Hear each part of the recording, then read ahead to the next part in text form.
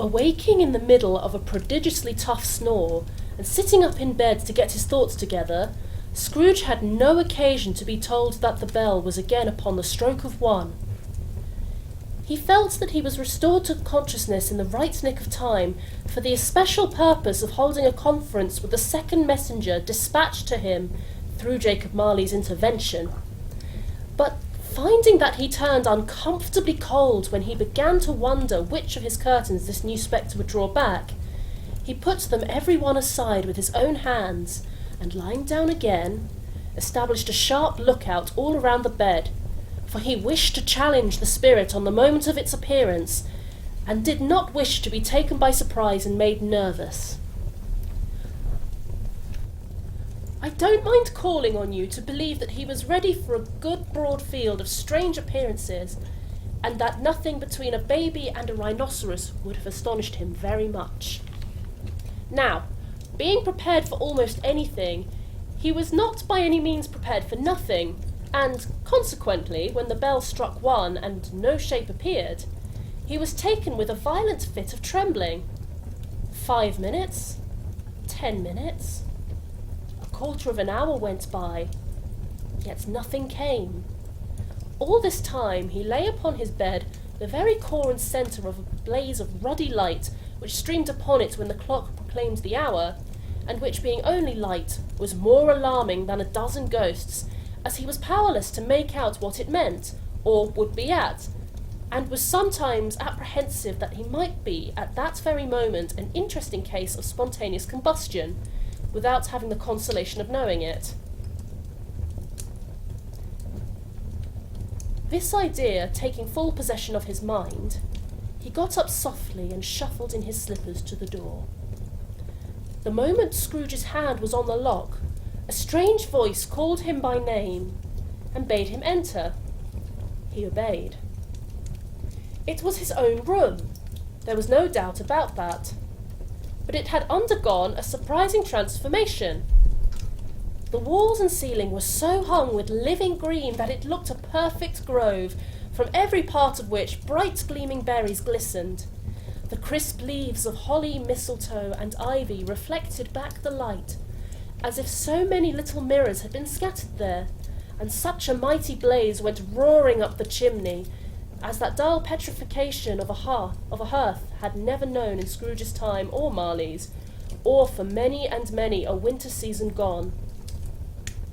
Heaped up upon the floor to form a kind of throne were turkeys, geese, game, poultry, brawn, great joints of meat, sucking pigs, long wreaths of sausages, mince pies, plum puddings, barrels of oysters, red-hot chestnuts, cherry-checked apples, juicy oranges, luscious pears, immense 12th cakes, and seething bowls of punch that made the chamber dim with their delicious steam.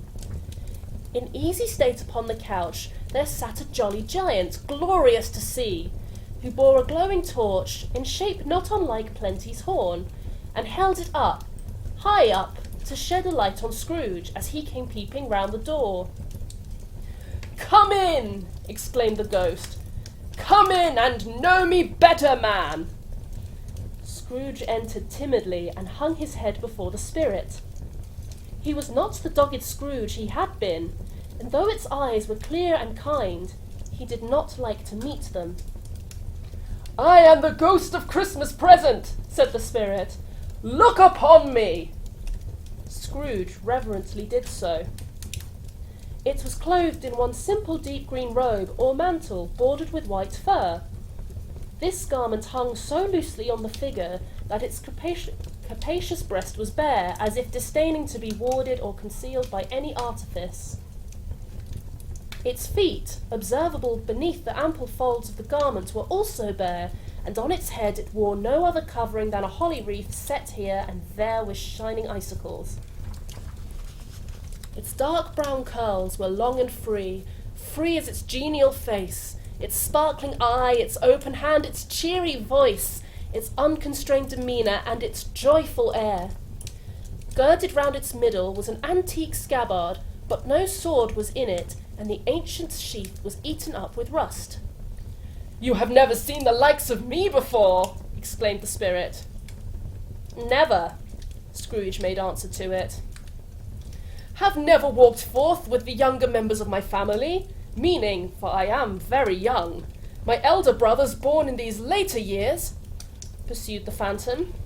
"I don't think I have," said Scrooge. "I am afraid I have not." "Have you many brothers, spirits?" "More than 1,800, said the ghost. "A tremendous family to provide for," muttered Scrooge. The ghost of Christmas Present rose. "Spirit," said Scrooge submissively, "conduct me where you will. I went forth last night on compulsion, and I learnt a lesson which is working now. Tonight, if you have aught to teach me, let me profit by it." "Touch my robe." Scrooge did as he was told, and held it fast. Holly, mistletoe, red berries, ivy, turkeys, geese, game, poultry, brawn, meat, pigs, sausages, oysters, pies, puddings, fruit and punch, all vanished instantly.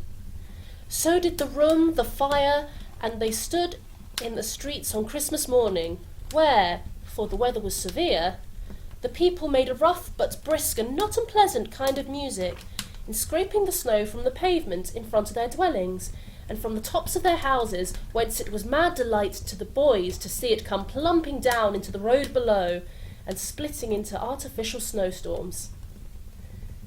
The house fronts looked black enough, and the windows blacker, contrasting with the smooth white sheet of snow upon the roofs, and with the dirtier snow upon the ground, which last deposit had been ploughed up in deep furrows by the heavy wheels of carts, furrows that crossed and recrossed each other hundreds of times, where the great streets branched off and made intricate channels hard to trace in the thick yellow mud and icy water.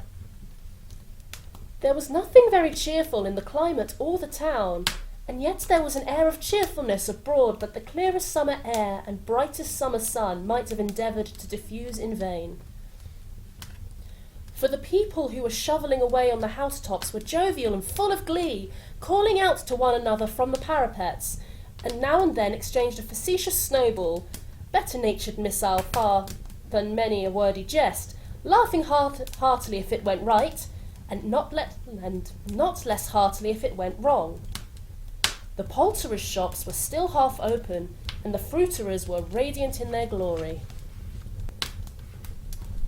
The sight of these poor revellers appeared to interest the spirit very much, for he stood with Scrooge beside him in a baker's doorway, and taking off the covers as their bearers passed, sprinkled incense on their dinners from his torch.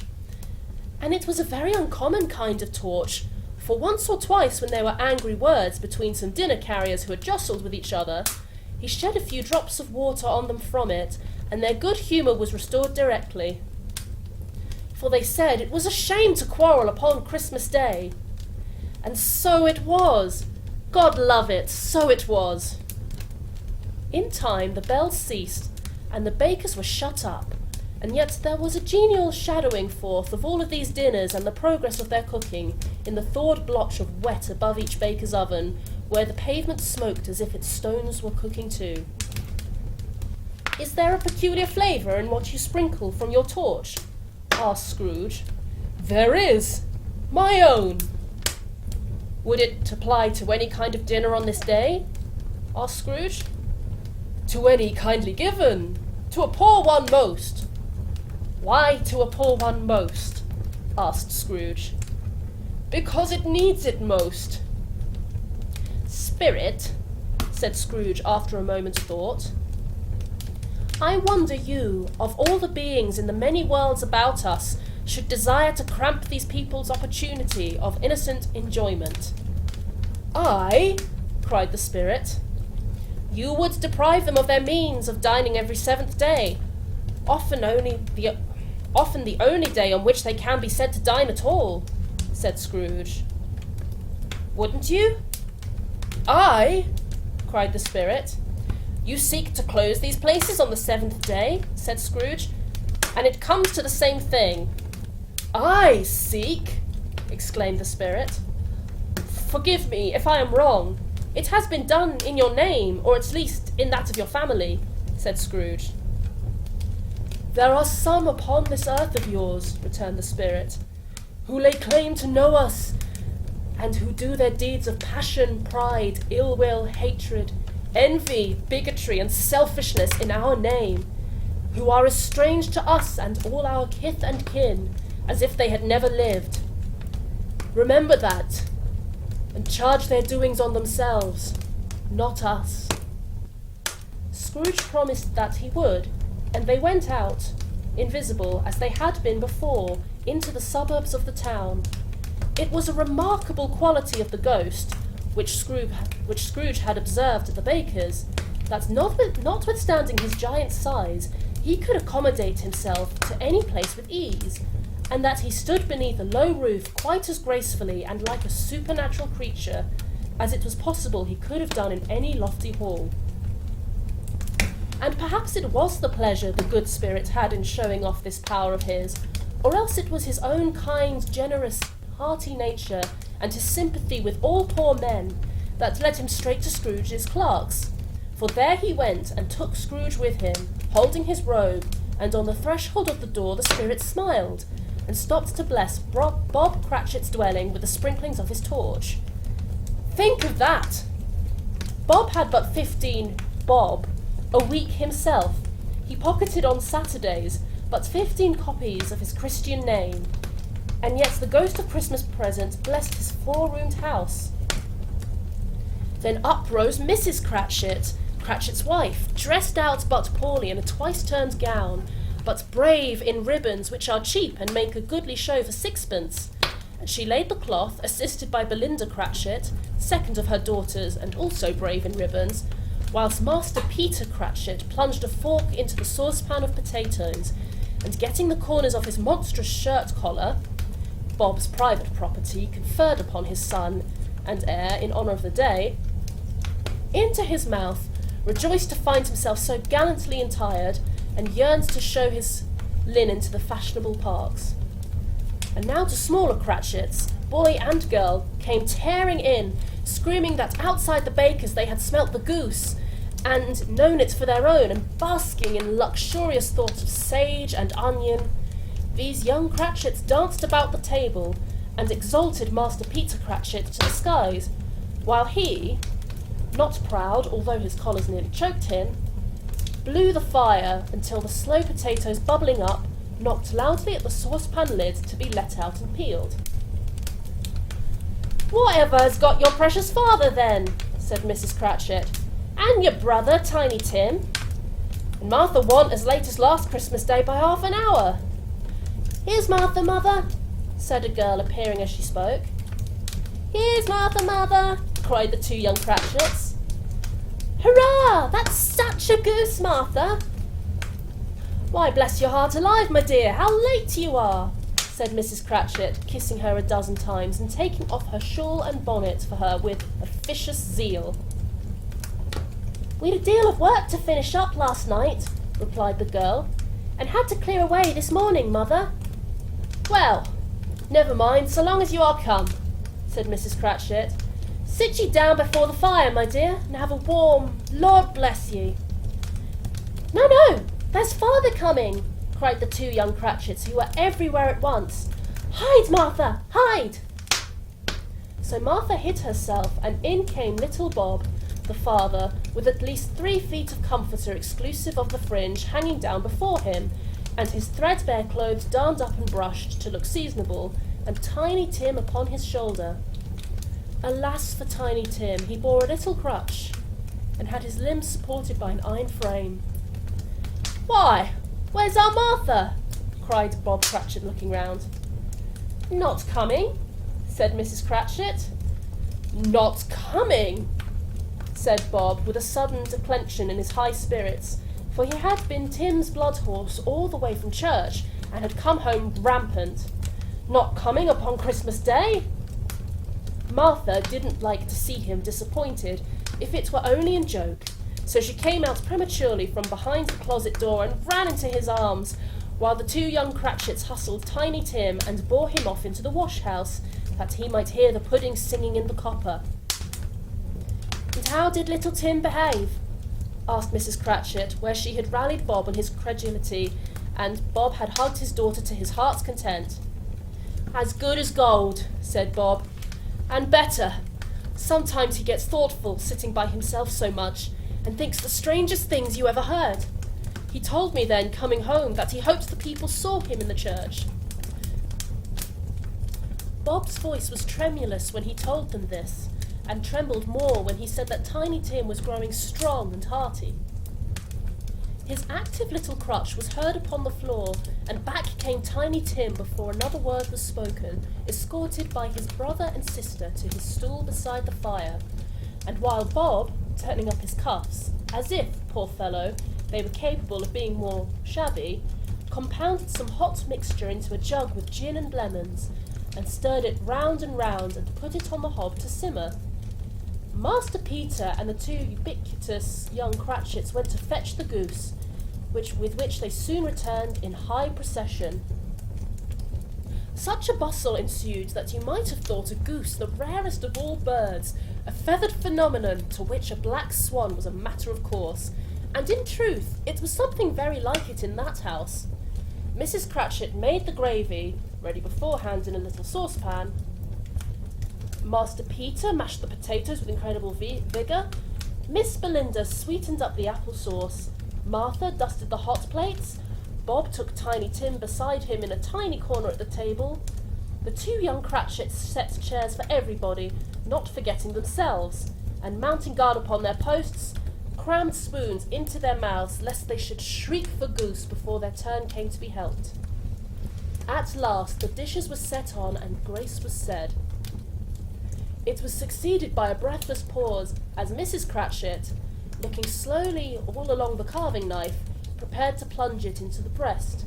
But when she did, and when the long-expected gush of stuffing issued forth, one murmur of delight arose all around the board, and even Tiny Tim, excited by the two young Cratchits, beat on the table with the handle of his knife and feebly cried, "Hurrah!"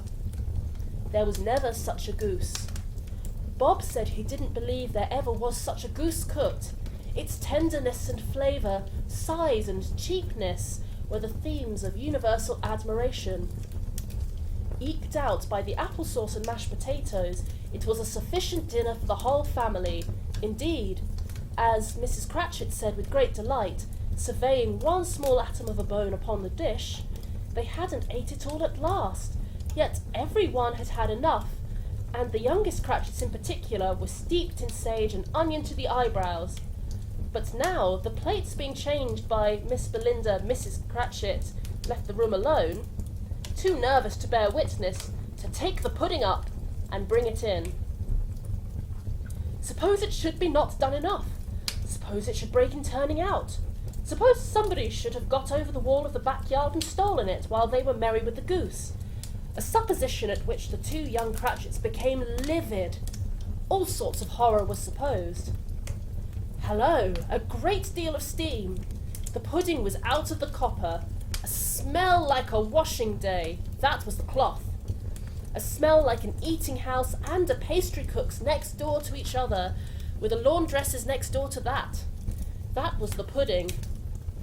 In half a minute, Mrs. Cratchit entered, flushed, but smiling proudly, with the pudding like a speckled cannonball, so hard and firm, blazing in half a quarters of ignited brandy, and pedite with Christmas holly stuck into the top.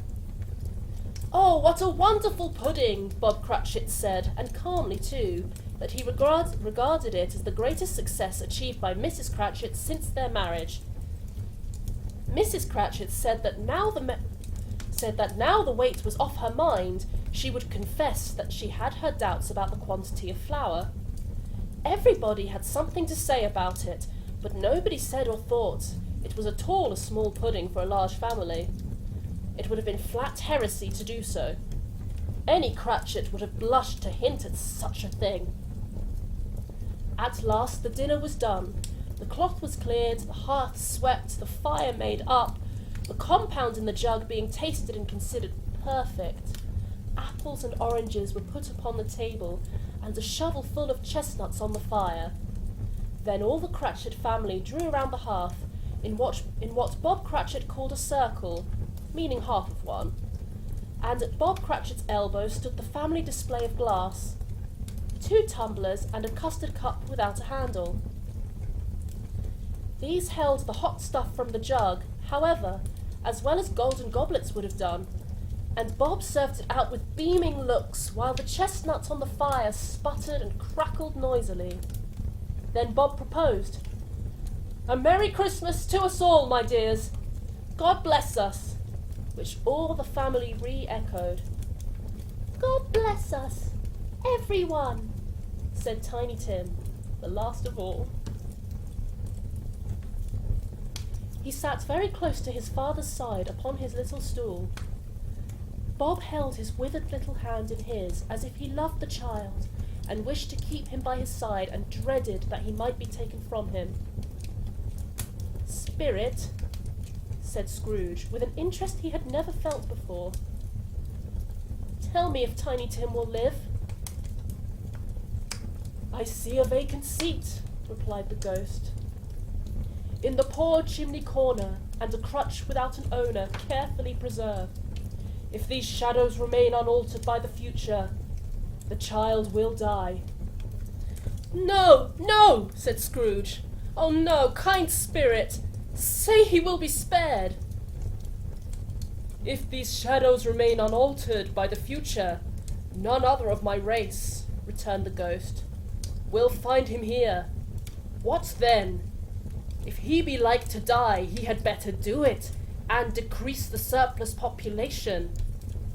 Scrooge hung his head to hear his own words quoted by the spirit, and was overcome with penitence and grief.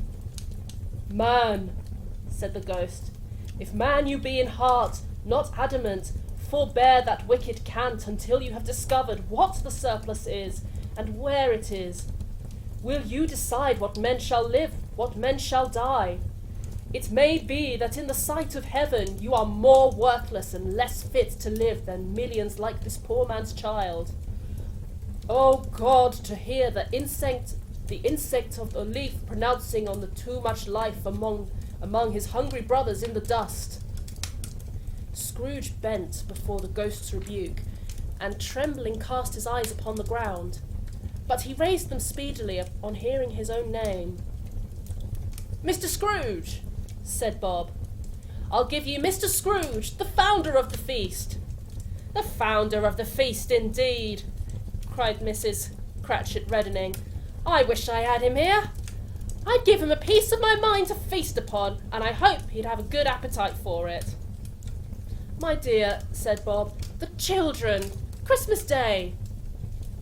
"It should be Christmas Day, I'm sure," she said, "on which one drinks the health of such an odious, stingy, hard, unfeeling man as Mr. Scrooge. You know he is, Robert. Nobody knows it better than you do, you poor fellow." "My dear," was Bob's mild answer, "Christmas Day." "I'll drink his health for your sake and the day's," said Mrs. Cratchit. "Not for his. Long life to him. A Merry Christmas and a Happy New Year. He'll be very merry and very happy, I have no doubt." The children drank the toast after her. It was the first of their proceedings which had no heartiness in it. Tiny Tim drank it last of all, but he didn't care twopence for it. Scrooge was the ogre of the family.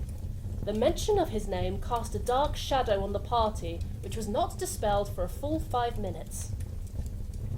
After it had passed away, they were 10 times merrier than before, from the mere relief of Scrooge the Baleful being done with.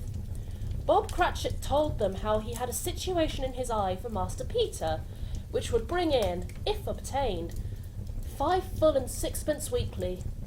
The 2 young Cratchits laughed tremendously at the idea of Peter's being a man of business, and Peter himself looked thoughtfully at the fire from between his collars, as if he were deliberating what particular investments he should favour when he came into the receipt of that bewildering income. Martha, who was a poor apprentice at a milliner's, then told them what kind of work she had to do, and how many hours she worked at a stretch, and how she meant to lie abed tomorrow morning for a good long rest, tomorrow being a holiday she passed at home. Also how she had seen a countess and a lord some days before, and how the lord, was much about as tall as Peter, at which Peter pulled up his collar so high that you couldn't have seen his head if you had been there. All this time, the chestnuts and the jug went round and round, and by they had a song about a lost child travelling in the snow from Tiny Tim, who had a plaintive little voice, and sang it very well indeed. There was nothing of high mark in this. They were not a handsome family. They were not well dressed. Their shoes were far from being waterproof. Their clothes were scanty, and Peter might have known, and very likely did, the inside of a pawnbroker's. But they were happy, grateful, pleased with one another, and contented with the time. And when they faded and looked happier yet in the bright sprinklings of the spirit's torch at parting, Scrooge had his eye upon them, and especially on Tiny Tim, until the last. By this time it was getting dark and snowing pretty heavily, and as Scrooge and the spirit went along the streets, the brightness of the roaring fires in kitchens, parlours, and all sorts of rooms was wonderful. Here the flickering of the blaze showed preparations for a cosy dinner, with hot plates baking through and through before the fire, and deep red curtains ready to be drawn to shut out cold and darkness. There, all the children of the house were running out into the snow to meet their married sisters, brothers, cousins, uncles, aunts, and be the first to greet them. Here again were shadows on the window blind of guests assembling, and there a group of handsome girls, all hooded and fur-booted, and all chattering at once, tripping lightly off to some near neighbour's house, where, woe upon the single man who saw them enter, artful witches, well they knew it, in a glow. Again the ghost sped on, above the black and heaving sea, on, until, being far away, as he told Scrooge, from any shore, they lighted on a ship. They stood beside the helmsman at the wheel, the lookout in the bow, the officer who had the watch, dark, ghostly figures in their several stations, but every man among them hummed a Christmas tune, or had a Christmas thought, or spoke below his breath to his companion of some bygone Christmas day, with homeward hopes belonging to it. And every man on board, waking or sleeping, good or bad, had had a kinder word for another on that day than in any day of the year, and had shared to some extent in its festivities, and had remembered those he cared for at a distance, and had known that they were delighted to remember him. It was a great surprise to Scrooge, while listening to the moaning of the wind, and thinking what a solemn thing it was to move on through the lonely darkness over an unknown abyss, whose depths were as secret and profound as death. It was a great surprise to Scrooge, while thus engaged, to hear a hearty laugh. It was much greater surprise to Scrooge to recognise it as his own nephew's, and to find himself in a bright, dry, gleaming room with the spirit standing, smiling by his side, and looking at that same nephew with approving affability. "Ha ha!" laughed Scrooge's nephew. It is a fair, even-handed, noble adjustment of things that while there is infection in disease and sorrow, there is nothing in the world so irresistibly contagious as laughter and good humour. When Scrooge's nephew laughed in this way, holding his sides, rolling his head, and twisting his face into the most extravagant contortions, Scrooge's niece, by marriage, laughed as heartily as he, and their assembled friends, not being a bit behindhand, roared out lustily. "He said that Christmas was a humbug, as I live!" cried Scrooge's nephew. "He believed it too." "More shame for him, Fred," said Scrooge's niece indignantly. "Bless those women, they never do anything by halves. They are always in earnest." She was very pretty, exceedingly pretty, with a dimpled, surprised-looking, capital face, a ripe little mouth that seemed made to be kissed, as no doubt it was, all kinds of good little dots about her chin that melted into one another when she laughed, and the sunniest pair of eyes you ever saw in any little creature's head. Although she was what you would have called provoking, you know, but satisfactory too. Oh, perfectly satisfactory. "He's a comical old fellow," said Scrooge's nephew. "That's the truth, and not so pleasant as he might be. However, his offences carry their own punishment, and I have nothing to say against him." "I'm sure he is very rich, Fred," hinted Scrooge's niece. "At least you always tell me so." "What of that, my dear?" said Scrooge's nephew. "His wealth is of no use to him. He don't do any good with it. He don't make himself comfortable with it. He hasn't the satisfaction of thinking that he is ever going to benefit us with it." "I have no patience with him," observed Scrooge's niece. Scrooge's niece's sisters and all the other ladies expressed the same opinion. "Oh, I have," said Scrooge's nephew. "I am sorry for him. I couldn't be angry with him if I tried. Who suffers by his ill whims? Himself, always. Here he takes it into his head to dislike us, and he won't come and dine with us. What's the consequence? He doesn't lose much of a dinner." "Indeed, I think he loses a very good dinner," interrupted Scrooge's niece. Everybody else said the same, and they must be allowed to have been competent judges because they had just had dinner, and with the dessert upon the table were clustered round the fire by lamplight.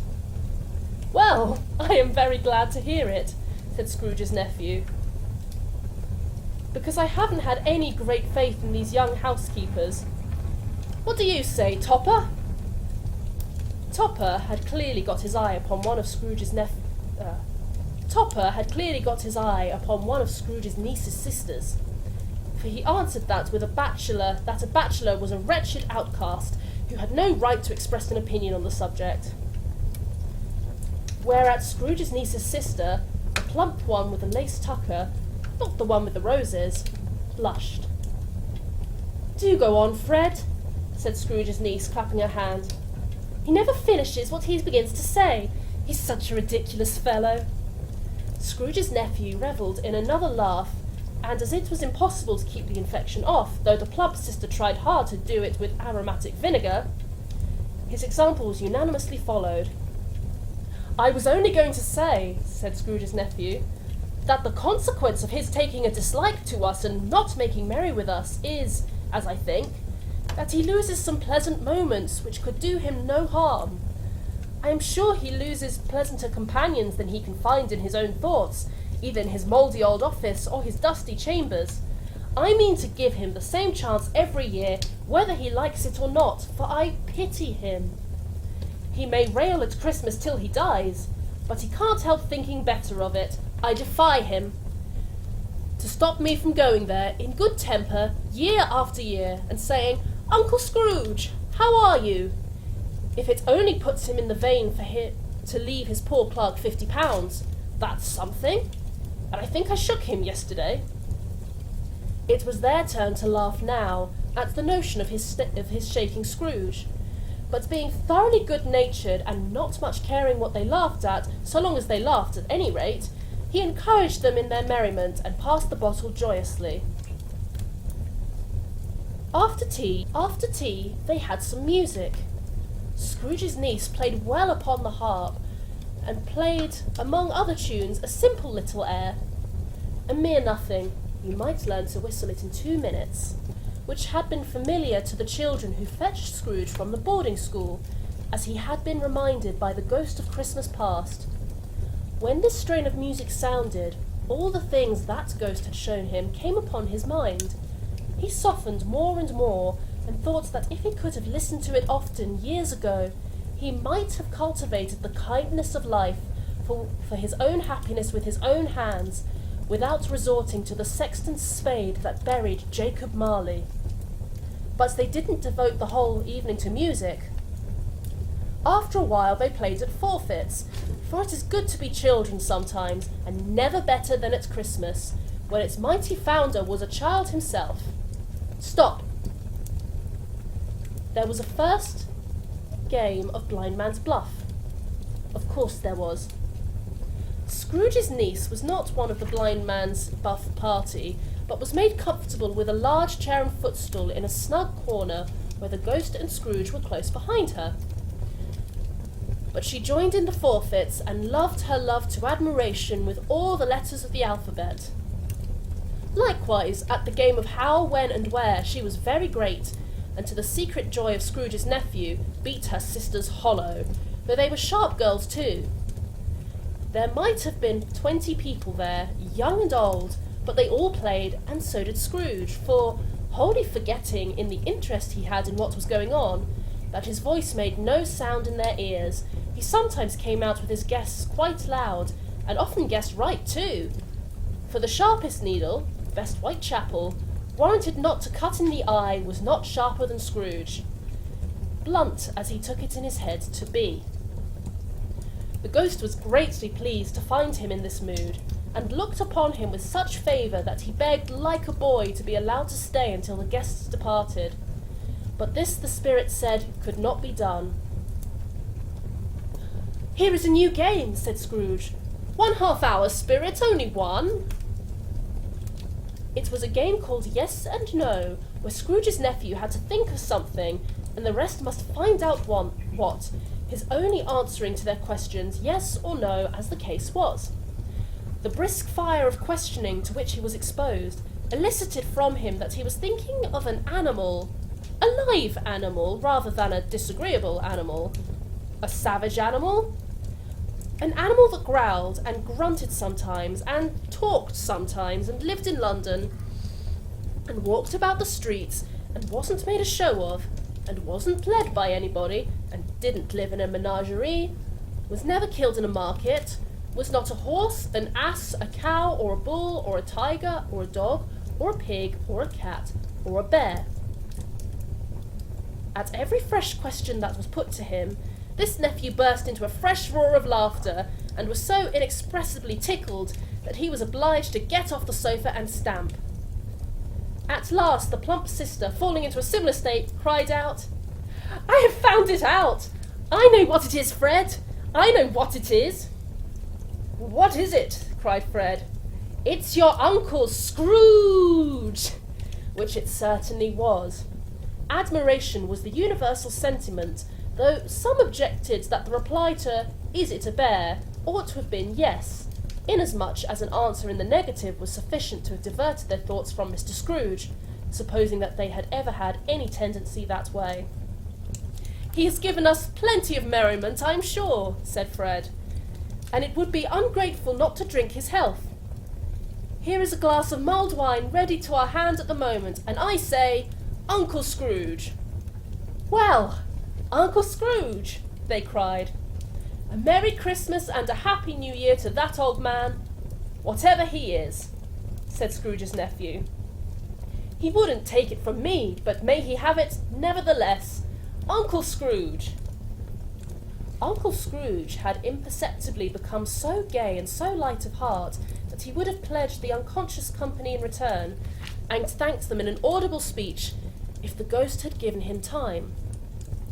But the whole scene passed off in the breath of the last words spoken by the nephew, and he and the spirit were again upon their travels. Much they saw, and far they went, and many homes they visited, but always with a happy end.